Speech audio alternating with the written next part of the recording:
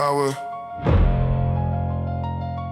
Yeah. Now Yahweh said to Abram, go. One syllable destination, the address was withheld because the direction was a person, not a place, and that was the design.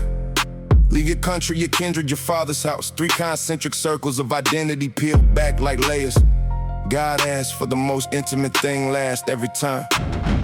Country is the broadest, kindred is the middle, father's house is the nerve, the call was surgical. God didn't ask for sacrifice, he asked for the spine of who Abram was. Everything that gave him context, name, and history and belonging stripped in a single divine sentence.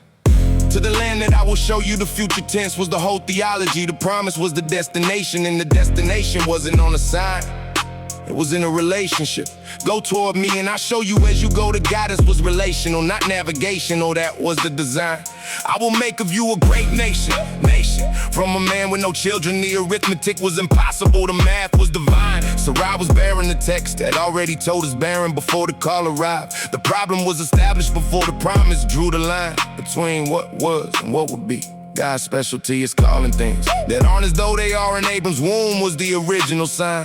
I will bless you and make your name great. Babel said, let us make a name. The tower was the method, God was the means, and silence was the shrine. The men who screamed their name into the sky got scattered. The man who left in silence got the name. The contrast was the sermon, and the sermon was divine. You will be a blessing, not just blessed, but a conduit. The grace was never terminal. In Abram, it was always meant to move down the line. I will bless those who bless you and curse those who dishonor you. The covenant had an immune system. The promise came with teeth, and that was by design. And you, all the families of the earth shall be blessed. All the families, the 70 nations catalog in chapter 10, redeemed in a single line. The scattering of Babel answered by the election of one man. With the tower divided, the promise would realign. And Abram went, no argument, no negotiation, no sign requested, just the sandals and the threshold and the spine. To walk away from everything familiar at 75. Not the age of adventure, but the age when most men draw the line. Around was left unguarded.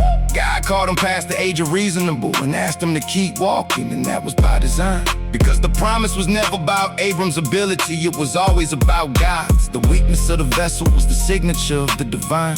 So Abram went as Yahweh told him, and the going itself was the first act of faith in the story that would redefine the line.